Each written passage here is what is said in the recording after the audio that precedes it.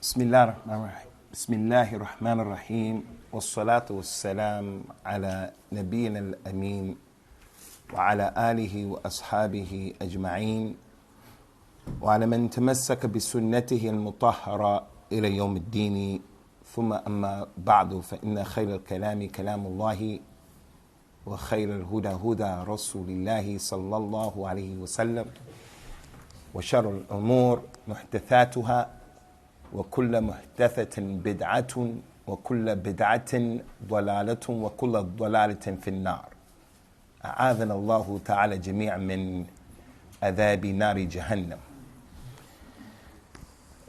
First, I want to apologize for the lateness. Someone committed suicide on the train that, or the track that we were using to come here. I left Birmingham in more than enough time to be here. But when the person committed suicide, they shut the track down and they diverted our train. So we wound up coming at least 30 minutes late. Nonetheless, you people remained in the masjid, and as long as a person prays and he's in the masjid and he continues on his wudu, his tahara, he's still in the salat. And the malaika of Allah Azza wa Jal, they make istighfar for that individual while he's in that condition. So, with that being the case, asa an takrahu shay'an wa huwa khayrun lakum. May Allah accept your sabr. Concerning the topic that the brothers asked me to deliver today, I think is really an important topic. It's an extremely important topic. And I would like to tackle it, inshallah ta'ala, straight ahead, as I do, and without mixing my words, but without being offensive at the same time. So with that being the case, we ask Allah Ta'ala for His tawfiq and for the ability to express our risala here today. When we talk about loving the Nabi of al-Islam, sallallahu alayhi wa ala alihi wa sallam, we should realize that this topic is an expansive issue. And it's not one of those issues that the goal and the objective is just to come and to give some rhetoric and that's it. Because actions, they speak louder than words in our religion. Al-af'al ablaghu min al-aqwal. Statements are important in al-Islam. I have to tell my wife that I love her. I have to tell my parents that I love them. I have to tell my children that I love them, because the kalam is important.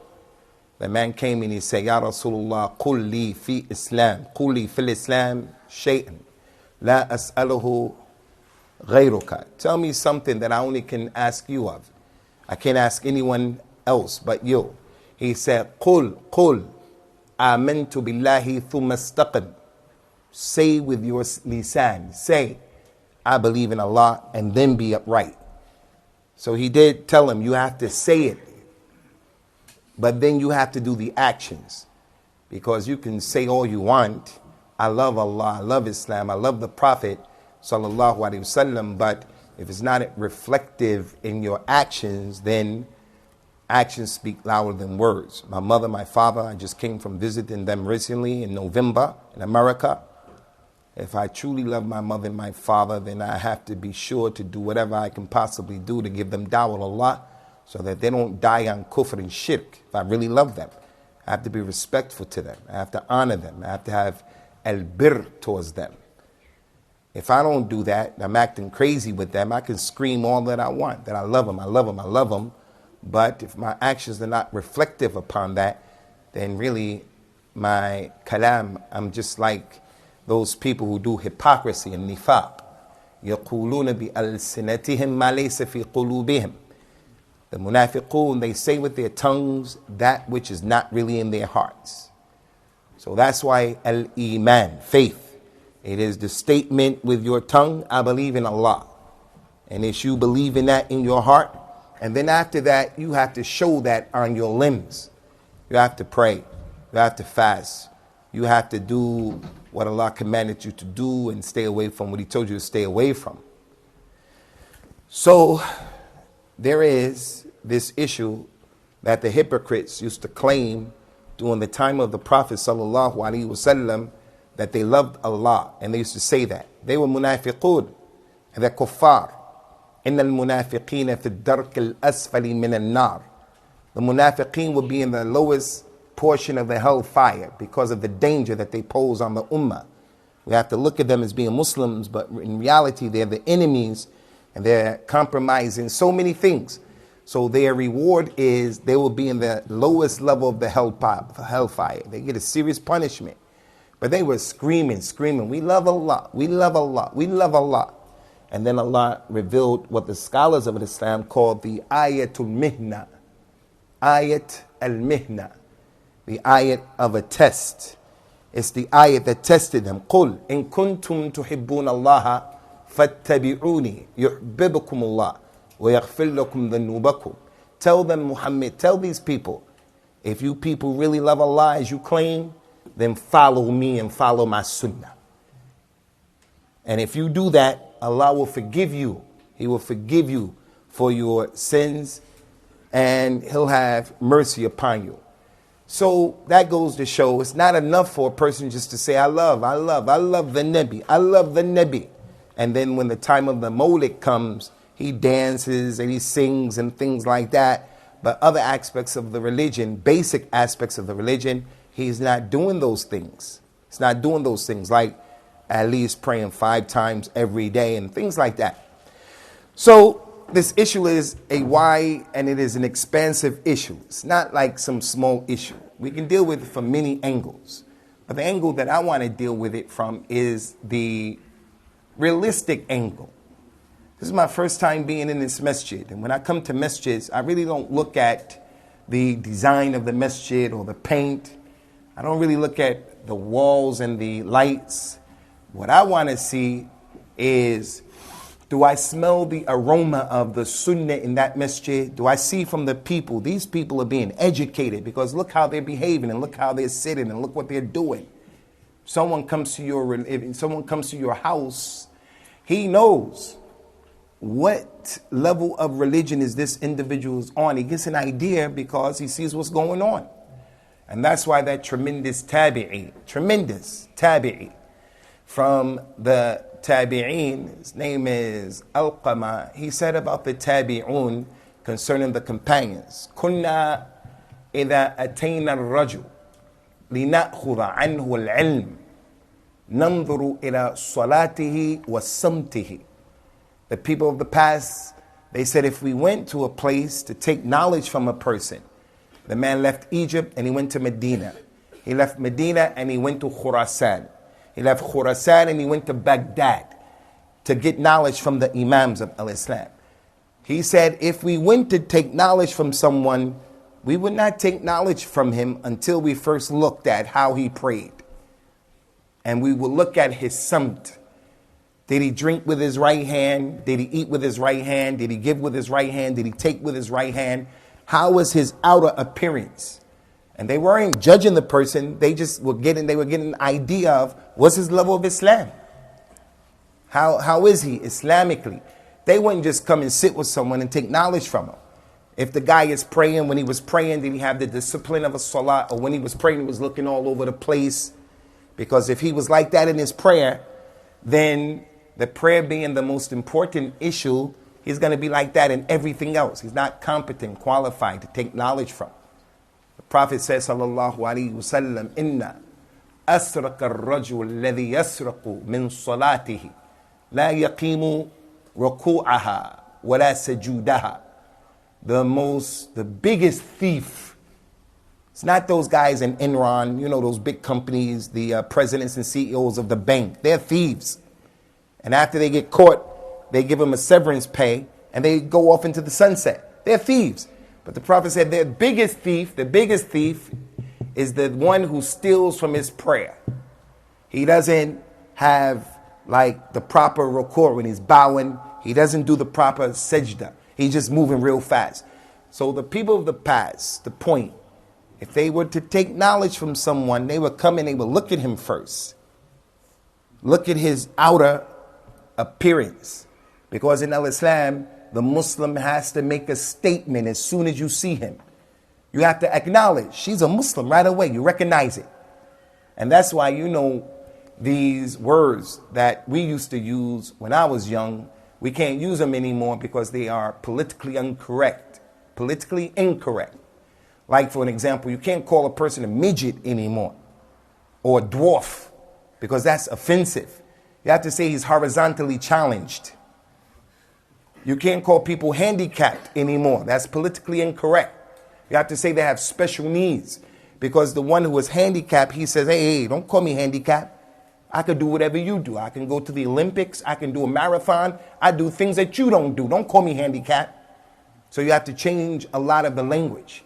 One of the things that I think we should change and be sensitive to is I don't think we should use that word melting pot. The melting pot of America. The melting pot of Europe. Meaning so many cultures and people come together and we just melt in the same pot. I don't want to melt. I want my Islam to be distinct. I want to get along with everybody. I want to have community cohesion. I want to respect everybody and you respect me, no problem. But I don't want my kids to melt in no pot. I want my kids' identity to be clear and distinct. That's why one of the most important aspects of Al-Islam is al-bara'atu min ash-shirk wal-mushrikeen. That we have to free ourselves from ash-shirk and mushrikeen. What does that mean? That we're nasty people, antisocial? Doesn't mean that. It means that we are distinct in the way we are. Our aqidah, our ibadah. We are distinct in our ayat. We don't participate in those three things with them at all. So no, we don't believe in the melting pot. I think we should use the word like maybe fruit cocktail or something like that. Everybody, like this banana, that one is a pineapple, that one over there is a watermelon. You maintain who you are. And this is one of the challenges of living in the country that we live in right now, in Europe. That in 15, 20 years, if we don't do something about our situation and we don't get serious and stop doing this lip service, normative Islam is going to be changed. On the day of Al-Jum'ah, you won't be surprised 15 years from now, the Islam of our kids. There will be a lady who makes the adhan and another lady who makes salat the khutbah of Al-Jum'ah. If we're not careful. And that's what the Prophet said.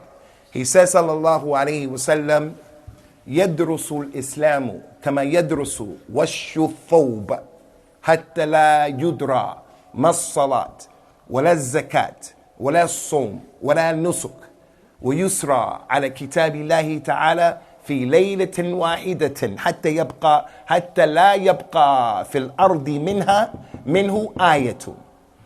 Islam is going to fade away the same way that the embroidery of your thobe fades away. The brand new thobe, when you have it, it has the ink in it, the dye in it, and it's a strong color. It has the embroidery.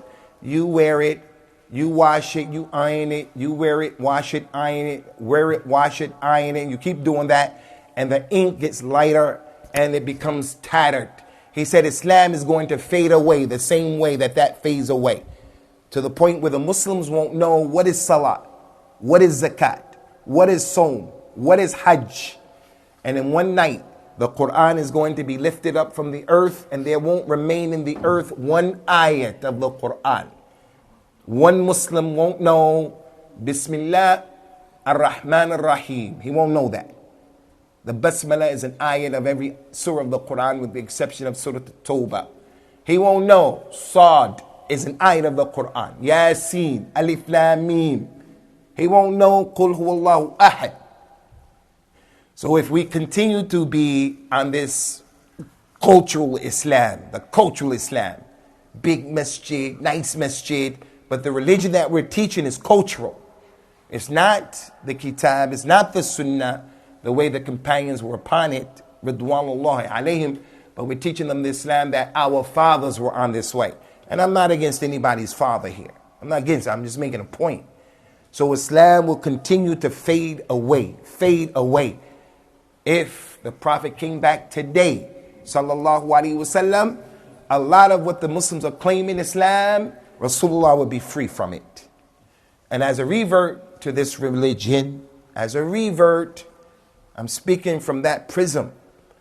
A revert comes to the religion and he meets the Arabs from wherever they come from. He meets the Asians, wherever they come from. Africans, wherever they come from. Muslims. And he says to the people, teach me the religion. He's going to get all kind of stuff. And most of it is what people's parents taught them. It's not what the Prophet brought, sallallahu alaihi wasallam. And as I said, if he were to come back right now, he would free himself from most of what we're doing. In an authentic hadith in Sahih Bukhari, Abu Huraira told us, the Prophet ﷺ told us that Yawmul Qiyamah, a lot of things are going to happen. One of the things that's going to happen is people are going to come to his hold, to his fountain, to drink because they're going to be hot and they need to be, relieved from the difficulty of what's going on Yawmul Qiyamah. So they'll come to his fountain. Anyone who drinks from that fountain, he won't be thirsty again. Anyone who drinks from that fountain, he's going to be soothed on that difficult day. So a group of people from his ummah will come to drink from the fountain and the malaika will get involved. And they say, no, you can't drink from here. You can't come close. Prophet Muhammad sallallahu alaihi wasallam would get involved to intercede because he loves everybody. Him and his companions, but him particularly. He made a lot of sacrifices for the people sitting here right now today. Personal sacrifices. Allah said it about him in the Qur'an, وَمَا أَرْسَلْنَاكَ إِلَّا رَحْمَةٍ لِلْعَالَمِينَ لَقَدْ جَاءَكُمْ رَسُولٌ مِّنْ أَنفُسِكُمْ عَزِيزٌ عَلَيْكُمْ حَرِيصٌ مَا عَنِنْتُمْ حَرِيصٌ عَلَيْكُمْ بِالْمُؤْمِنِينَ رَؤُوفٌ رَحِيمٌ. Rasulullah loves our children more than we do.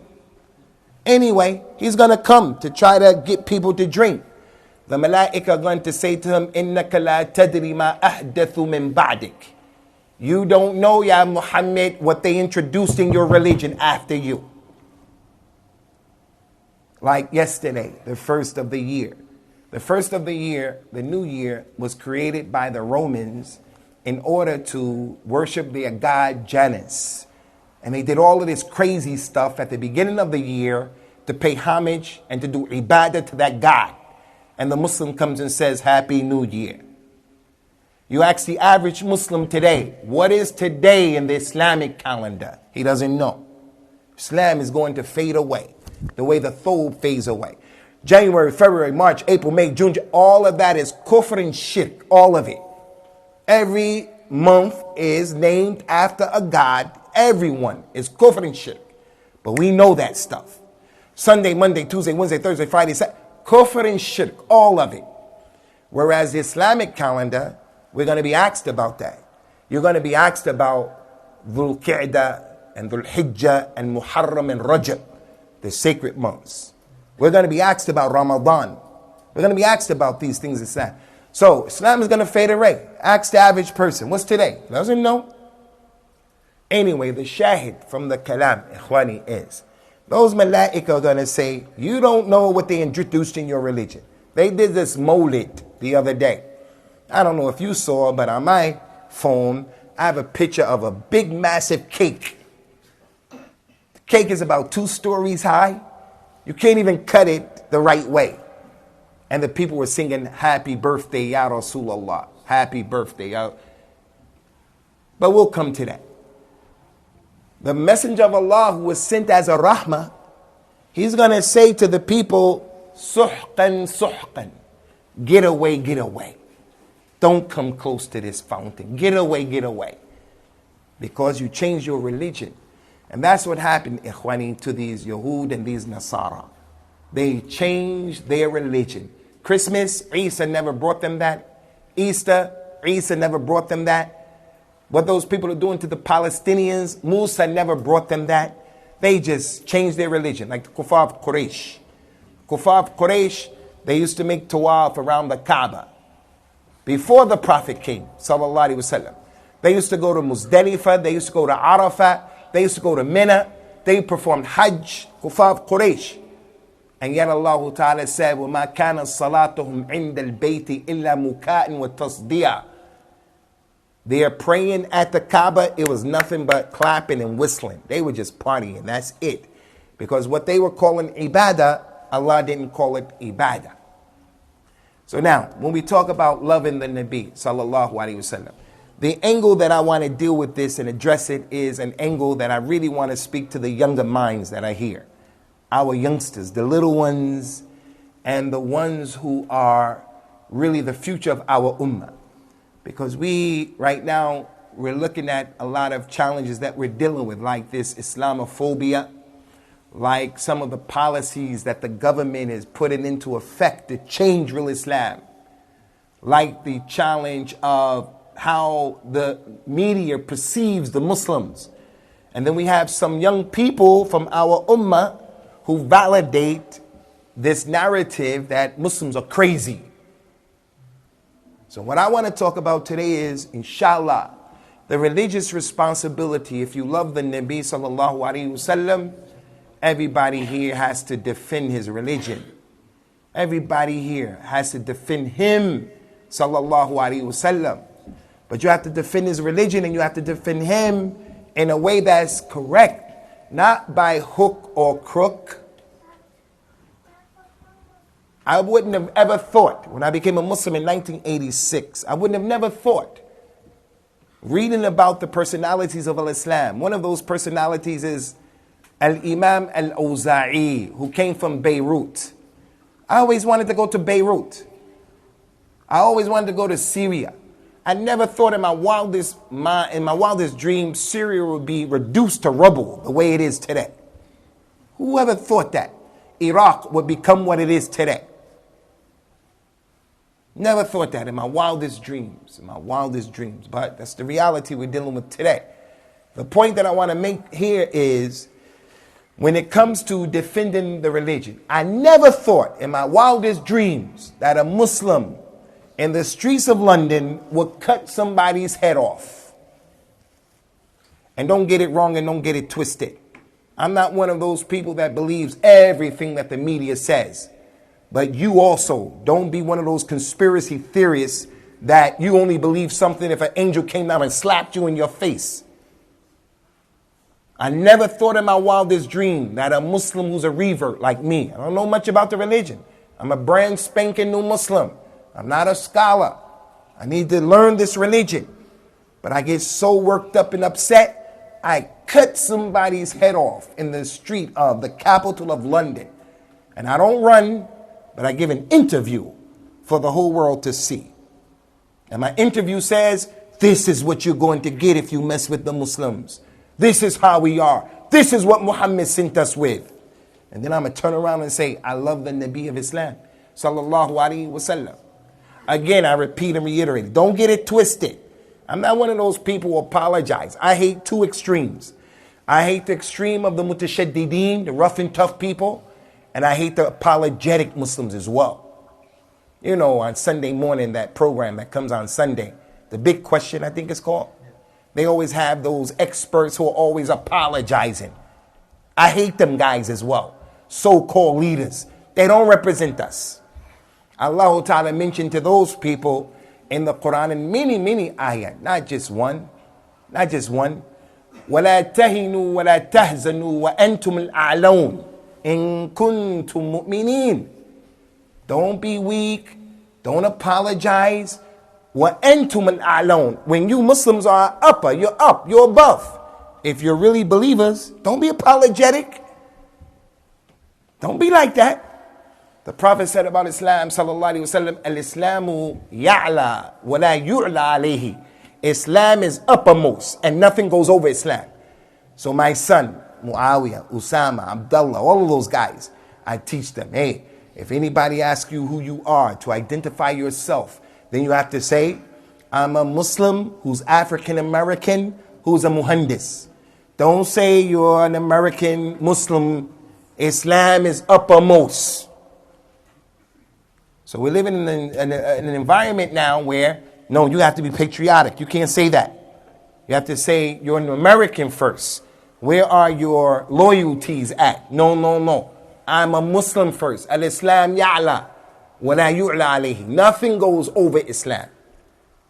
So I don't like those guys, but we don't have time to deal with them today. Maybe if we come back again, we'll deal with them. We're going to deal with the mutashaddidun, the rough and tough guys. We don't want our shabab to be like that. No knowledge and rough and tough. So, in loving the Nabi of Islam, sallallahu alaihi wasallam, there's a religious obligation. It's wajib. Not only is it wajib, but it's from the awjib al-wajibat. It's from the most wajib issues that you have to defend him.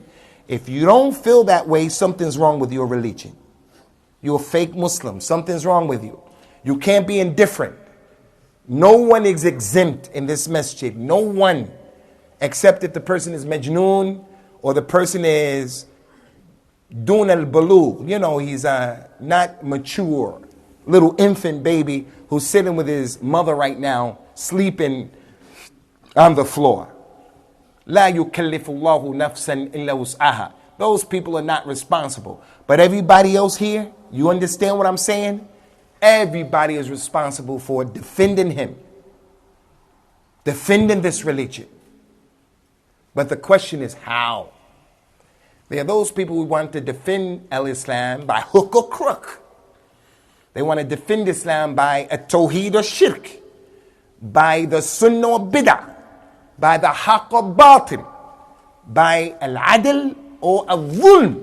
The important thing to him, I just got to do something. Cut someone's head off. I got to blow up the plane. I got to blow up the underground. I just got to do something. I'm going to go over to Syria with 5 children and my wife. I just got to help Islam out. What are you talking about? You have to defend Islam in the correct way, as you're going to see, inshallah. The correct way, not the incorrect way. There's a hadith, guys. Rasulullah said, and this hadith is mutawatir. 17, 18, 19 companions narrated this hadith. And you don't find that. A lot of companions narrating a hadith. It just goes to show the shuhra of the hadith. He says, sallallahu alayhi wa sallam, man kadhaba alayya muta'ammida falyatabawwa maq'adahu min an-nar. Anyone who lies on me intentionally, let him prepare his place in the hellfire.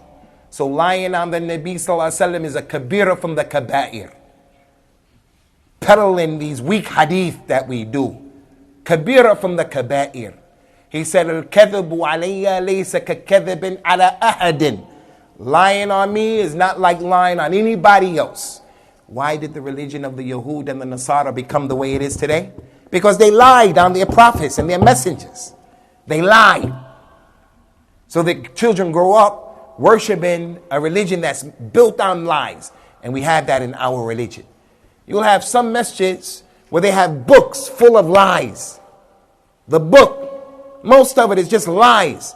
And they talk about they're giving the tabligh and the da'wah Allah with a book that most of it is lies. Now this person wants to defend Islam by introducing lies. The hadith said, whoever lies on me, let him prepare his place in the hellfire. This guy, look at his philosophy. He says, after making weak hadith, he said, I didn't lie on Rasulullah. I lied for Rasulullah. I didn't lie on him. I lied for him when I made all this stuff up about the khatam and the yarmi and the mawlid and all of this stuff that I made up. These ahadith, do this, do that, do this. I didn't lie on him. I lied for him. Make the people do good. The Nabi sallallahu alaihi wasallam and Islam is not in need of kadhib. Defend him the right way. Defend the religion the right way. Okay.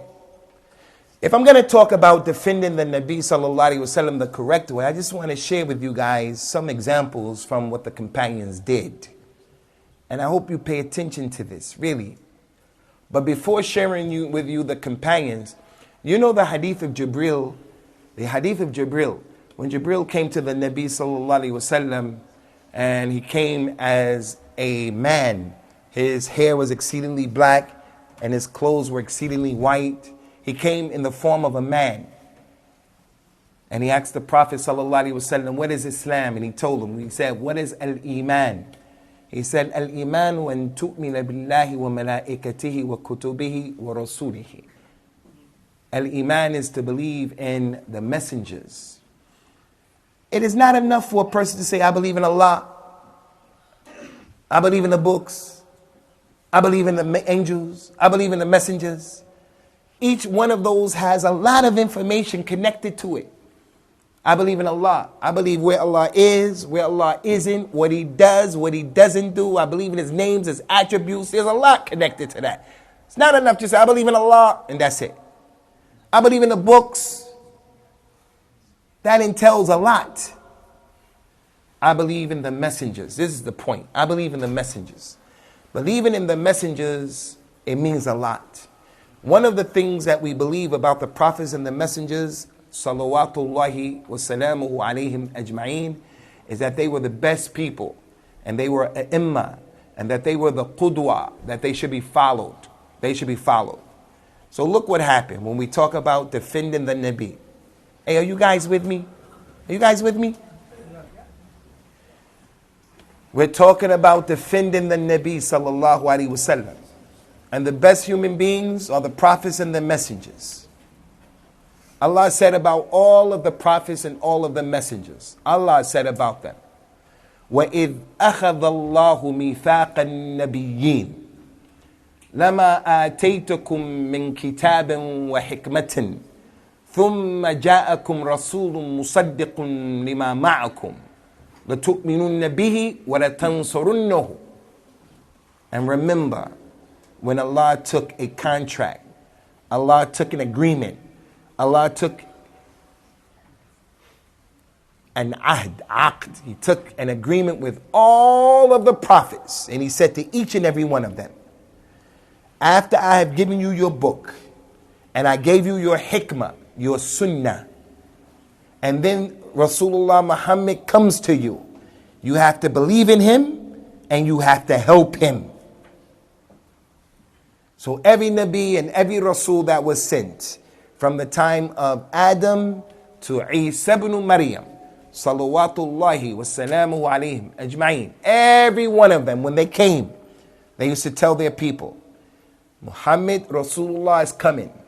And if he comes while I'm here, I'm going to take a back seat and we have to follow him. And all of them were waiting for Rasulullah to come. To do what? Once he comes, all of the prophets and the messengers have to believe in him and help him. Not just believe and sit back in the cut and cool out. You have to believe in him and you have to help him. Idris, Dhul Kifl, all of them. Yusuf, Yaqub, Ibrahim, all of them. His grandfather, Ibrahim, all of them.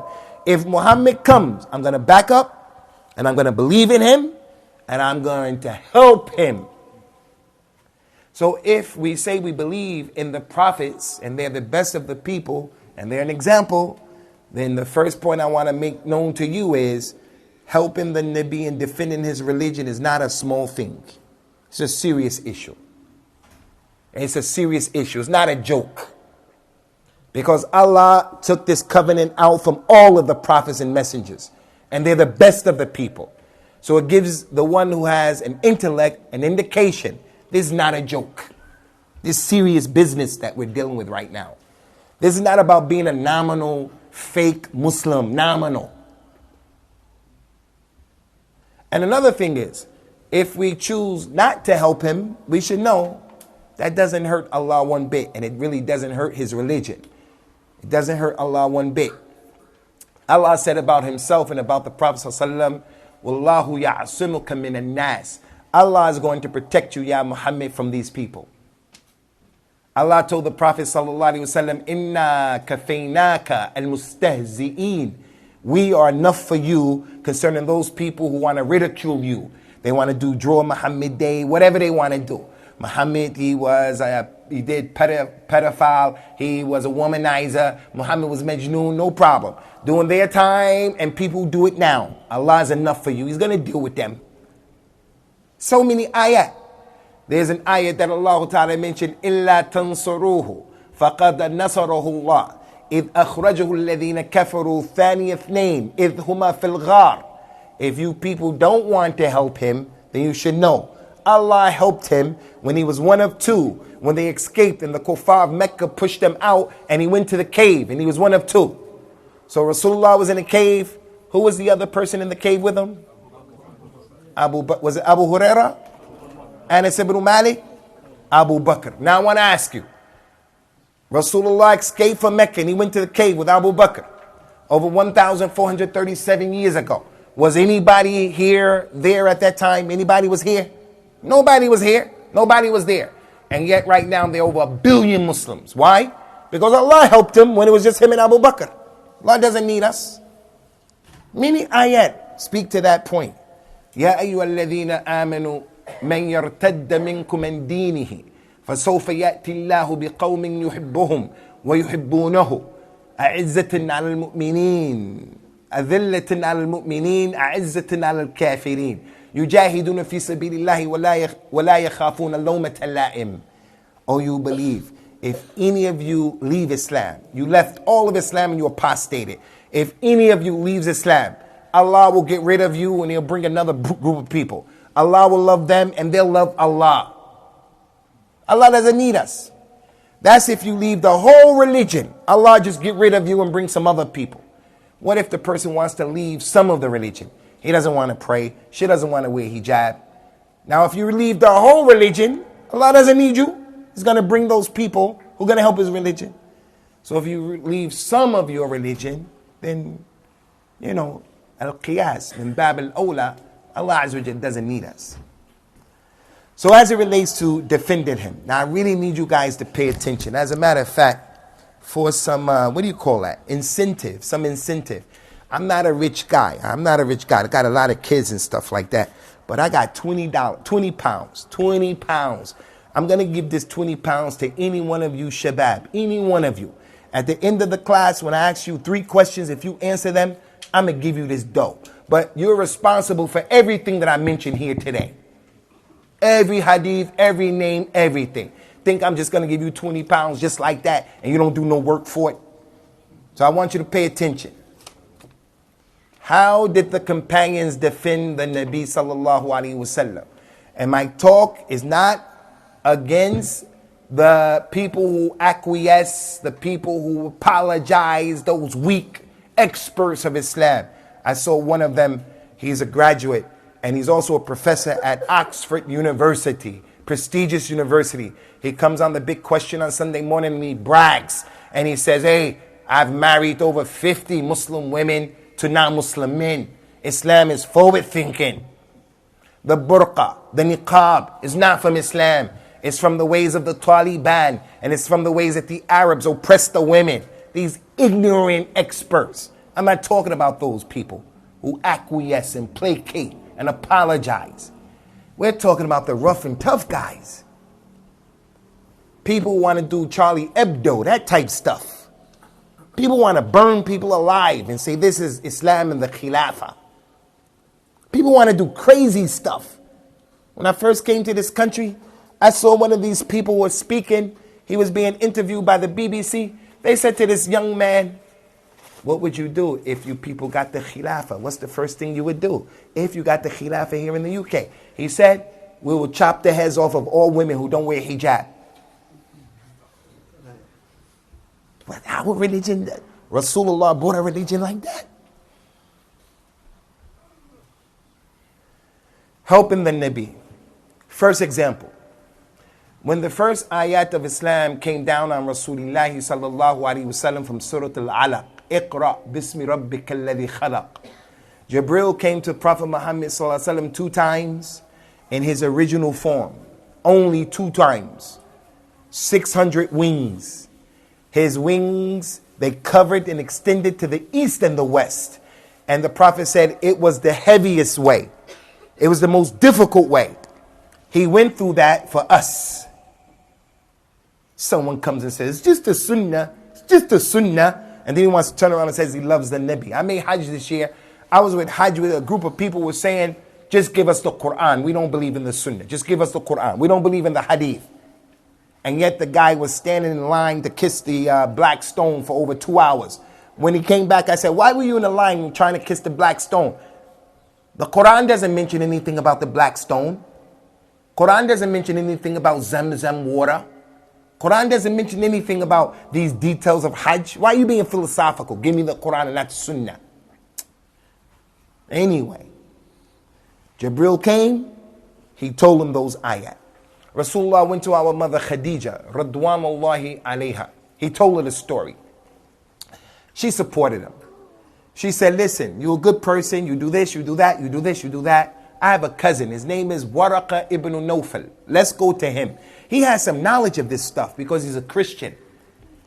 There's a narration that said, Rasulullah sallallahu alaihi wasallam went to the edge of the mountain and he wanted to throw himself over the mountain because he thought he was majnoon and possessed. That narration is da'ifa. Rasulullah would never think about killing himself.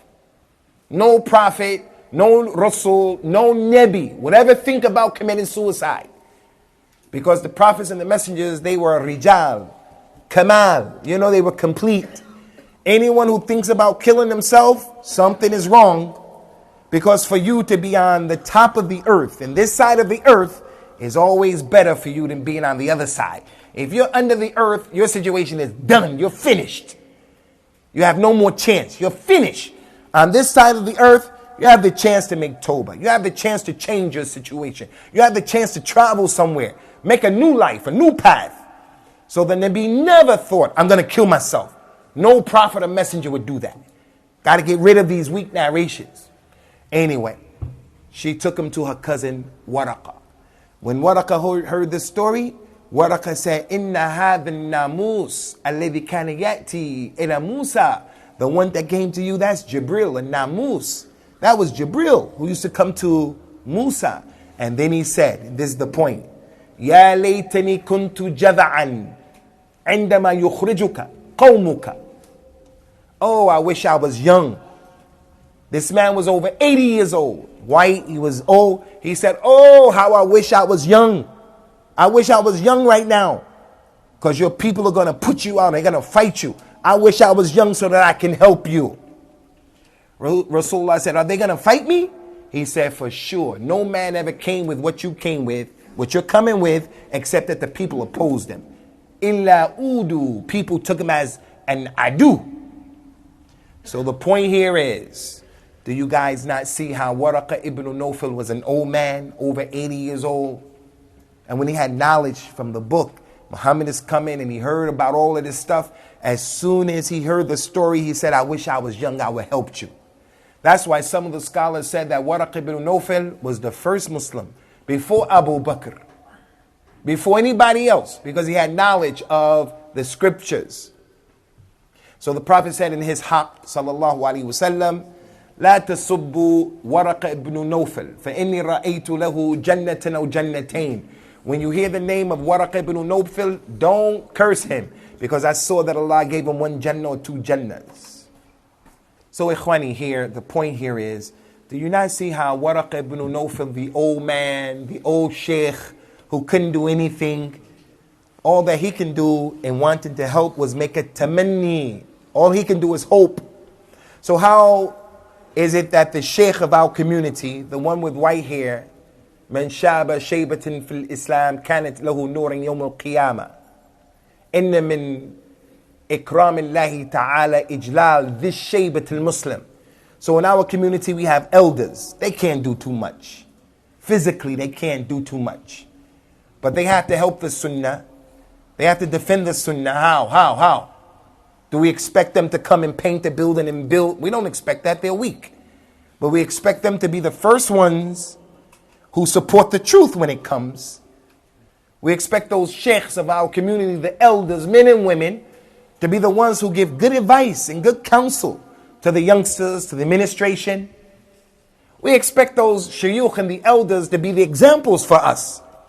Hey, you're closer to death than some of these older, younger people, Allahu alam. So you hold on to the sunnah and be an example so that the little kids can see the sunnah in you. For an example, making your beard this color or that color, or the things that you're doing. But the elder person, he can't sit on the side and say, my days are done, I'm just going to pray in the masjid, that's it. No, he has something to do. Another example. And what are we talking about here? Defending the Nabi sallallahu alaihi wasallam, how the companions did it.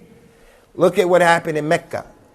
In the beginning of Islam, Mecca was a hostile environment. The Prophet was sitting at the Kaaba, sallallahu alayhi wasallam, along with his companions, Abu Bakr, Umar, Uthman, Ali, Ukasha, Bilal. All of them were sitting at the Kaaba. The Kuffar of Quraysh were over there getting drunk, getting high. One of them said, hey, you see that dead camel over there? Go take his intestines and put it on Muhammad's back. We want some entertainment. Like these shows that come on in this country where these people are being entertained at the expense of Islam. So one of their sufaha, he went and he got the intestines and he came and put it all on the Prophet's clothes in his back. Abu Bakr, Umar, Uthman, Ali, Ukasha, all of them just sat there. No one did anything. The only person that did something was his daughter, Fatima, az-Zahra. She came over to the Sunnah, sallallahu alaihi wasallam. She didn't do her clothes like this. With her bare hand, she started cleaning everything off. Cleaned everything off of the Sunnah, sallallahu alaihi wasallam. Defended the Sunnah. She didn't stop there. She went to the Kuffar of Quraysh and she gave them dawah ila Allah. And she gave them dawah in the way that Allah commanded her in the Qur'an. In the Qur'an, there is a surah called Al-Furqan. Al-Furqan. It is a surah that was revealed during the Meccan period. Allah Ta'ala said in this surah, وَجَاهِدْهُمْ بِهِ جِهَادًا كَبِيرًا. Make jihad against them in Mecca. Make jihad. There was no jihad. Make jihad against them in Mecca, with it, the major jihad. What does it mean?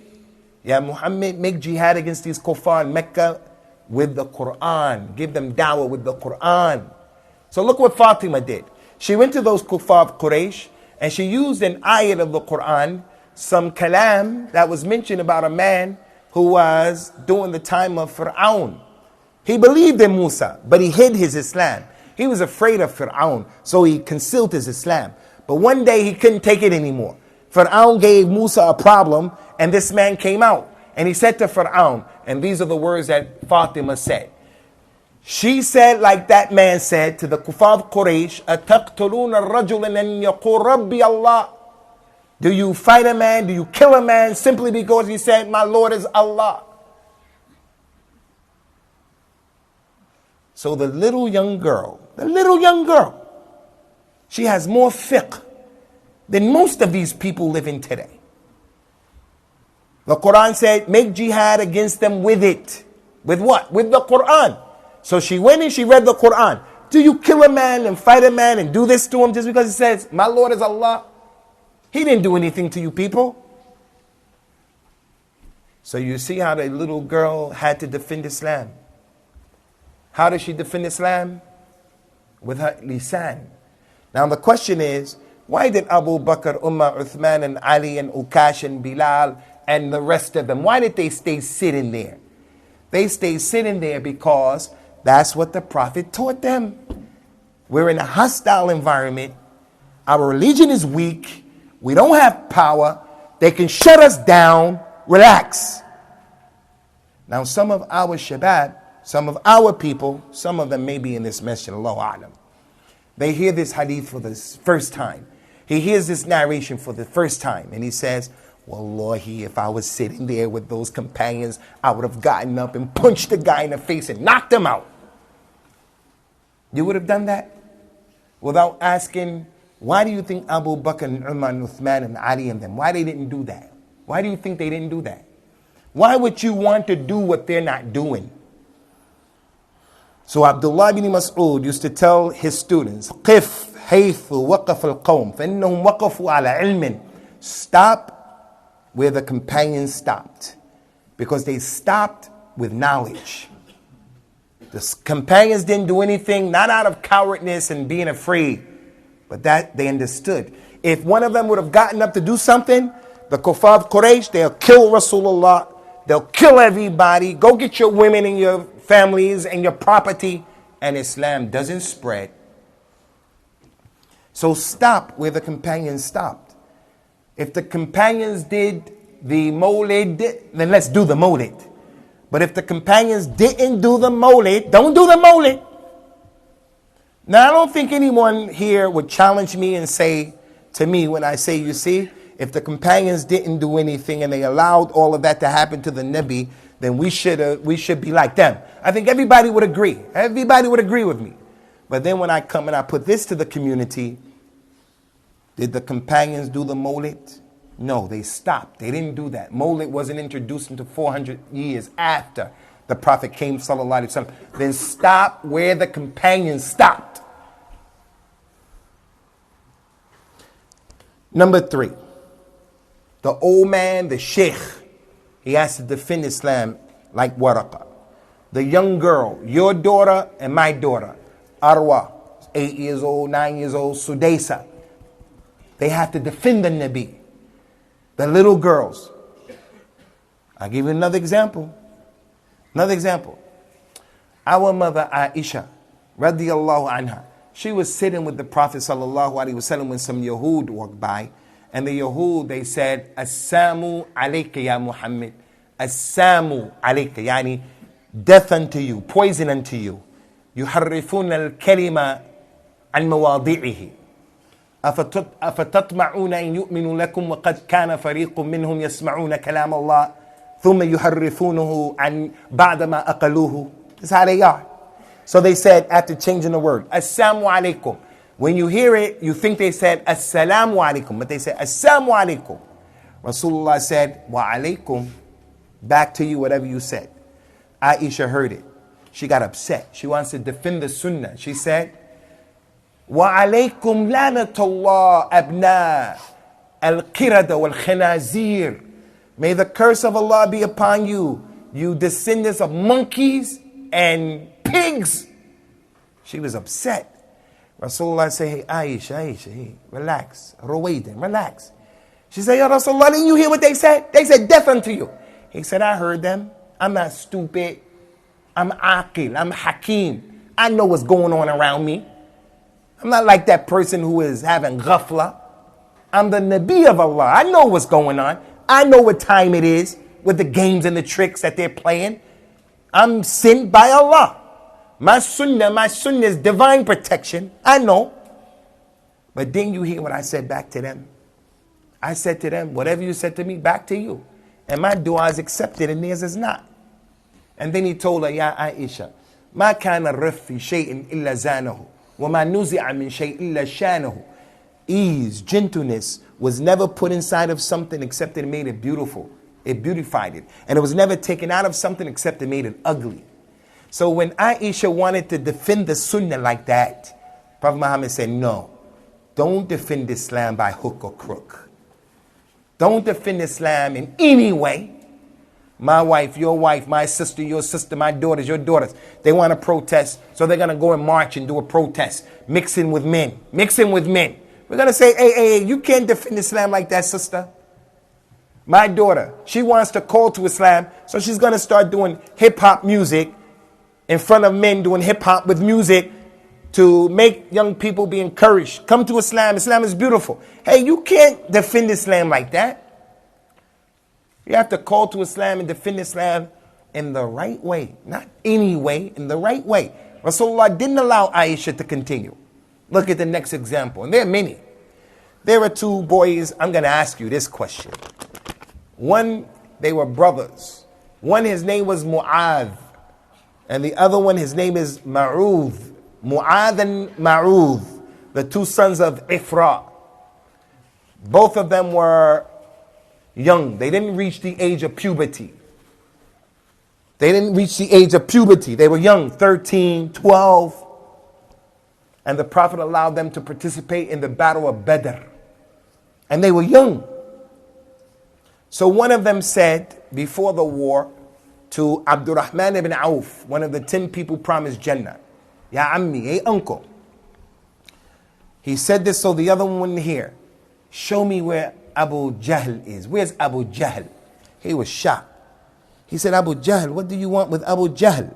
He said, I took an oath. I'm going to kill him here today or I'm going to die trying. The young man, he grew up in Medina. He never was in Mecca. He doesn't know Abu Jahl. Abdurrahman ibn Auf, he's from Mecca. He knows Abu Jahl. He said, I took an oath, another. He said, I'll tell you. The other son, the other brother, his brother, didn't want him to hear. Hey, uncle, where is Abu Jahl? Show me. What you want with Abu Jahl? He said, Abu Jahl used to curse the Nabi sallallahu alaihi wasallam. I'm going to deal with him today. He said, I'll show you. When the war of Badr began And Ikhwani, Abu Jahl wasn't a joke. Abu Jahl wasn't a chump. He wasn't a punk. Abu Jahl was the type of guy who people were afraid of him in Jahiliyyah. He was a man of respect. I don't know any personality in the dunya, Muslim, Kafir, who's like Abu Jahl. So like Obama is the president of America. He has a lot of power. Obama is not like Abu Jahl because he's cool. He plays around. He jokes. Abu Jahl wasn't a joke. Any Arab would tell you about the history of the Arabs. Abu Jahl wasn't a joke. If you can imagine, and this is a sorry example, but if someone said to one of you guys, okay, you got to go and fight Mike Tyson. Most of us going to say, man, I ain't fighting that guy. Most of us going to say, I'm not, because you don't want to get in the ring with a guy like that. Although he's over the hill. Abu Jahl was more serious than that in terms of his personality.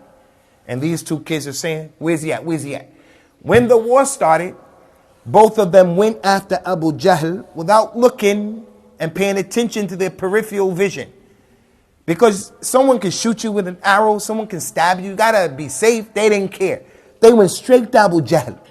When they got to Abu Jahl, they jumped on him and they killed Abu Jahl.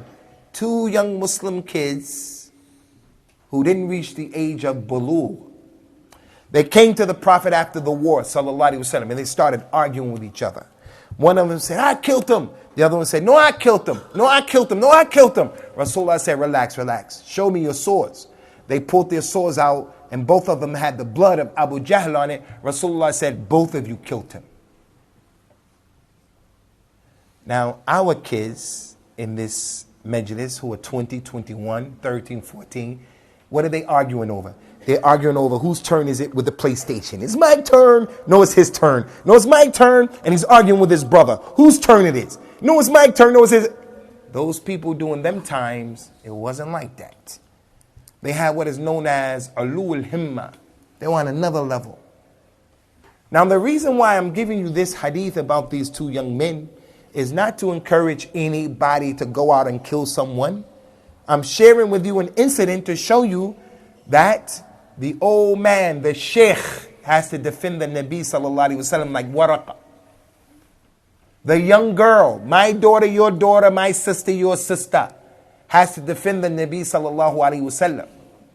The youngsters in our masjid, the young boys, they have to defend the Nabi sallallahu alaihi wasallam.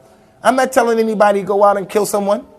I'm sharing that hadith to show you the companions of the Prophet sallallahu alaihi wasallam, without any exception, every tabaqa from the society, everybody felt responsible. I had to defend them.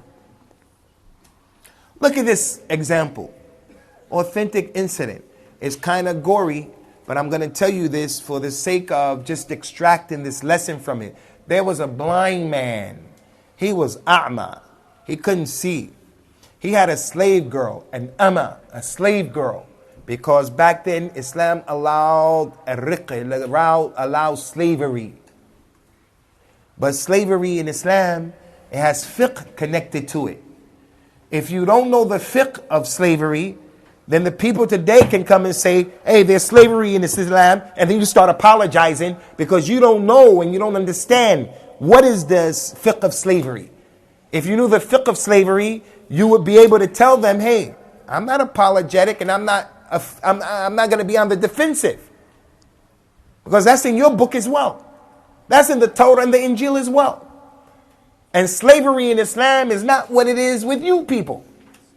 And the United Nations doesn't have any ability, any haqq to make slavery mansukh. But the point is, that man had a slave girl. And she was a non-Muslim. And she used to curse the Prophet sallallahu alaihi wasallam. And the master, the Sayyid, used to tell her, you better stop, you better stop. But because he loved her, كان يستفيد منها واللبيب بالإشارة يفهمه كان يستفيد منها فوائد. He used to get benefit from her, so he allowed her. But he would tell her, you better stop, you better stop, you better stop. And one day he couldn't take it anymore. He knocked that lady over on her back.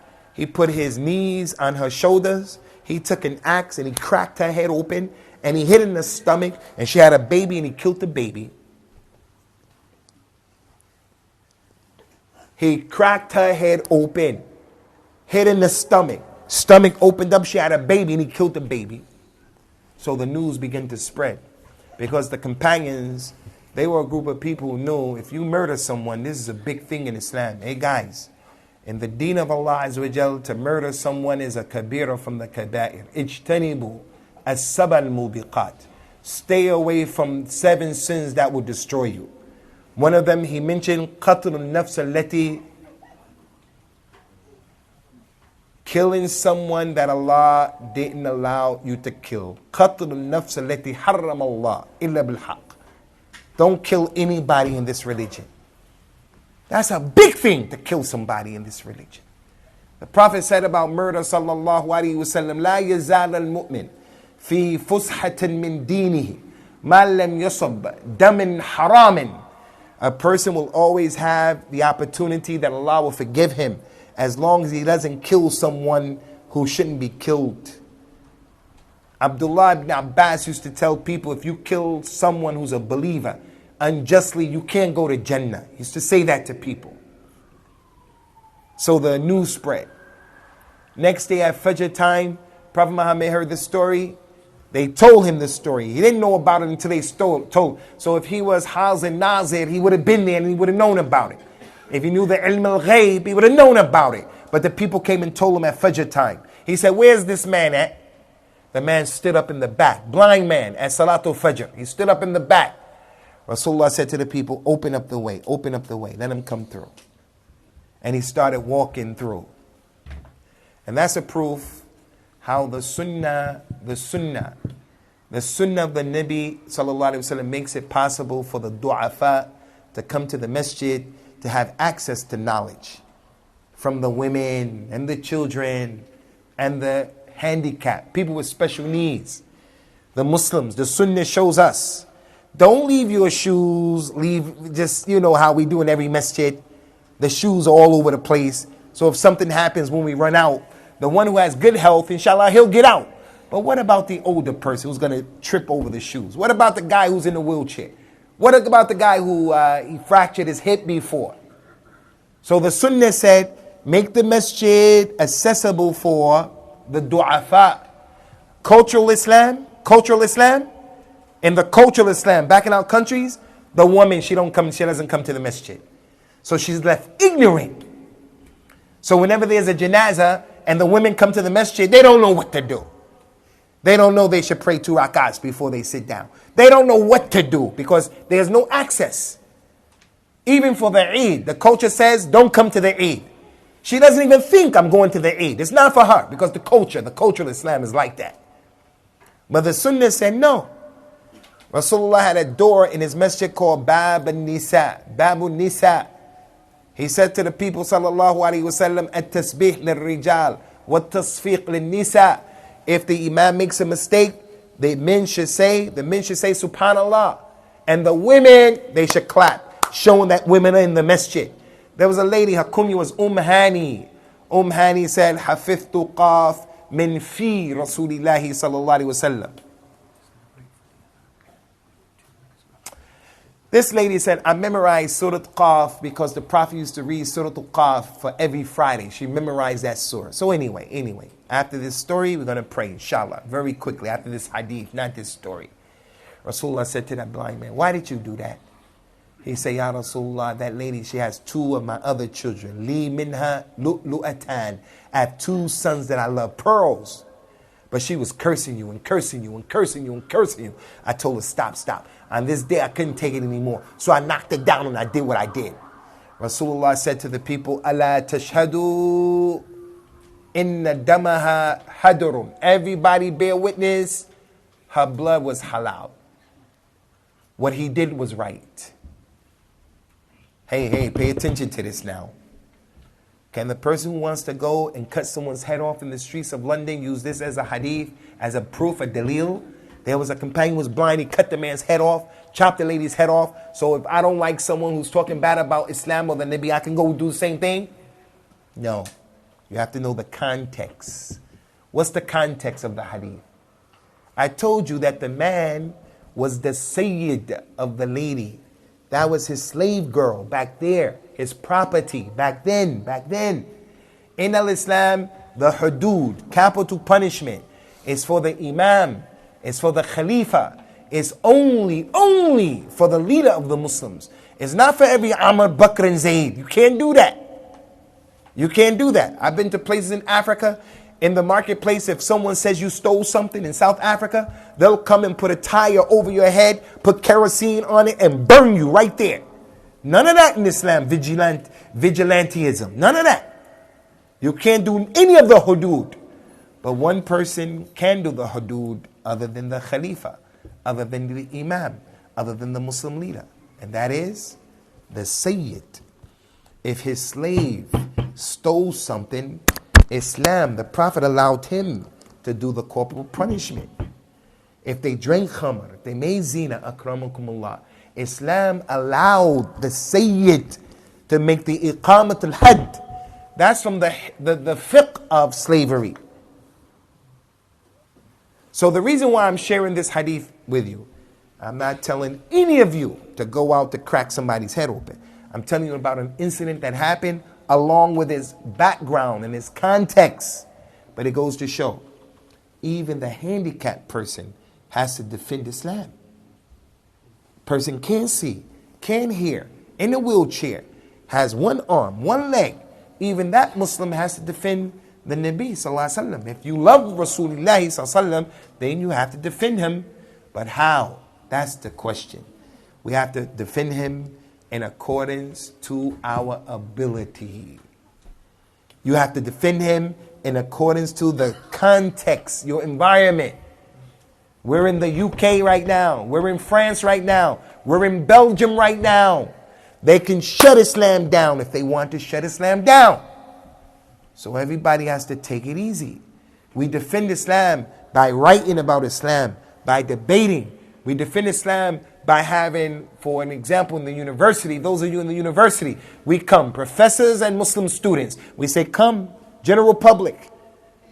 We're going to prove about these shubahat. Was Muhammad a womanizer? Does Islam terrorism and so forth and so on?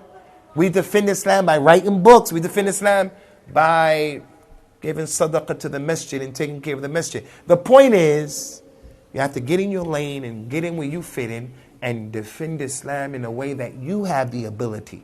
And don't do something crazy. So before the adhan, and in concluding, any young person in this masjid who is thinking about going to Syria or Iraq or Turkey or any of that stuff, Allah doesn't want that from you. Allah doesn't want that from you. What Allah wants from you is to get yourself an education and be a person who's helping your mother and your father and your family, helping your community. Get yourself an education, inshallah, so that you will position yourself so that in the future, your future, inshallah, you'll be more effective. Is that me apologizing and being afraid? No, wallahi. That's me telling you, you just can't do anything you want to do. Let's go to Syria and do what? What you going to do in Syria? What are you going to do in Syria? You're more effective and you're present here, your presence, it means more. And those of you who are rough and tough and excited, you need to relax. Allah said in the Quran, وَلَا تُلْقُوا بِأَيْدِيكُمْ مِنَ التَّهْلُكَةِ. Don't destroy yourselves with your own hands. وَلَا تَقْتُلُوا أَنفُسَكُمْ إِنَّ اللَّهَ كَانَ بِكُمْ رَحِيمًا. Don't kill yourselves. Allah was forever merciful to you people. Okay, Ikhwani, we're going to stop, inshallah. After the salah, I'm going to ask you guys these questions. Anybody who get the 3 questions, inshallah, I'm going to give them these $20, these 20 pounds. But like I said, everything in the dars, you were responsible for it. And we'll give you an opportunity to ask questions first before I ask questions, because it wouldn't be fair. Because maybe you have questions. So I'll give you a chance to ask those questions. And then after that, we're going to put this money on the table, inshallah. هذا وصلى الله وسلم وبارك على النبيين وعلى آله وأصحابه أجمعين والسلام عليكم ورحمة الله وبركاته.